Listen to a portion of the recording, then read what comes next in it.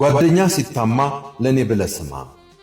የሕግ መምህር የሆኑት ፕሮፌሰር ስለ ሕግና ፍትህ እያስተማሩ ባሉበት ሰዓት ከተማሪዎች መሃል አንዱን ተማሪ እዛ ጋር ጥቁር ጃኬት የለበስከው ይቅርታ ስምህ ማን ነው ብሎ ጠየቀው። ተማሪውም ስሙን ተናገረ። ፕሮፌሰሩ አመሰግናለሁ ብሎ ስምን ጠርቶ ከዚህ በኋላ ድጋሚ በእኔ ክፍለ ጊዜ ላይ አልፈልግም በማለት ከክፍሉ ለቆ እንዲወጣ ጠየቀው። ተማሪውም ይቅርታ ፕሮፌሰር ምንም ያጠፋው ጥፋት የለም በማለት ተከራከረ። ፕሮፌሰሩ ምንም አይነት ንግግር አልፈልግም፣ ውጣ ብያለሁ ውጣ፣ ድጋሚ እንድትወጣ ልጠይቅህ አልፈልግም፣ ውጣ በማለት በቁጣ ተማሪውን ተናገረው።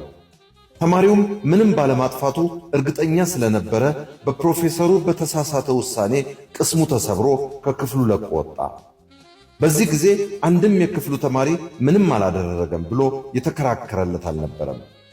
ተማሪው ክፍሉን ለቆ ከወጣ በኋላ ፕሮፌሰሩ ማስተማሩን ቀጠሉ። ወደ ዕለቱ ርዕሳቸው ተመልሰው ስለ ሕግ ማስተማር ቀጠሉ። ፕሮፌሰሩ ለተማሪዎችን አንድ ጥያቄ ያቀረቡ። ሕግ ለእናንተ ምንድን ነው? ለምንስ አስፈለገ? በማለት ተማሪዎችን አንድ ባንድ ጠየቁ።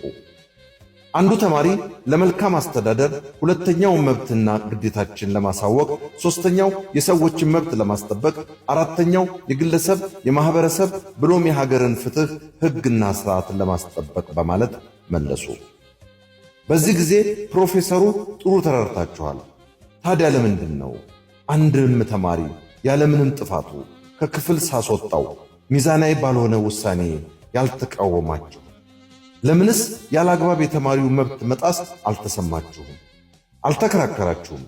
አያችሁ፣ የሌሎች ፍትህ ሲጓደል ዝም አላችሁ ማለት ነገም በእናንተ ላይ ፍትህ ሲጓደል ዝም በሉ እንደማለት ነው። ሕግና ፍትህ መጓደል ግዴታ በእናንተ ላይ እስኪደርስ መጠበቅ ብቻ ሳይሆን የማንም ሰው ፍትህ ሲጓደል መከላከልም ጭምር ነው። ሰው ፍትህ ሲጓደልበት አይቶ ዝም ማለት የወንጀለኛ ተባባሪ እንደሆነ ይቆጠራል። ፍትህ ለግላዊ መብት ብቻ ሳይሆን ለህብረተሰብ መብት መቆርቆርም ጭምር ነው። እናንተ የሰዎች ፍትህ ሲጓደል ዝም ካላችሁ ነገም ስለ እናንተ ፍትህ የሚቆም ሰው አይኖርም። በሌሎች ሰዎች ላይ የሚደርስ በደልና ግፍ እንደ ራስ በደል እስካልተሰማችሁ ድረስ እመኑኝ ዕድሜ ልካችሁን ስለ ሕግና ፍትህ ብትማሩም ፍትህን አታውቁትም፣ ሕግና ሥርዓትንም ልትረዱት አትችሉም በማለት አስረዳቸው። እናንተ የወንድማችሁና የእህታችሁ ብሎም የማህበረሰቡ ጠባቂ እንደሆናችሁ አስቡ።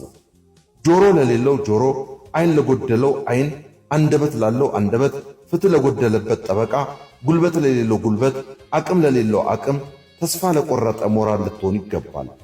ስለ እውነትና ስለ ፍትህ ስትሉ ደግሞ እናትና አባታችሁም እንኳ ቢሆኑ ምንጊዜም ያለ ምንም ቅድመ ሁኔታ ከተበደለ ሰው ጎን መቆም ፍትሃዊነት ይባላል በማለት በሕይወታቸው የማይረሱትን ትምህርት አስተማራቸው። እስኪ ራሳችንን እንፈትሽ። ምን ያክል ስለ ፍትህ እናውቃለን?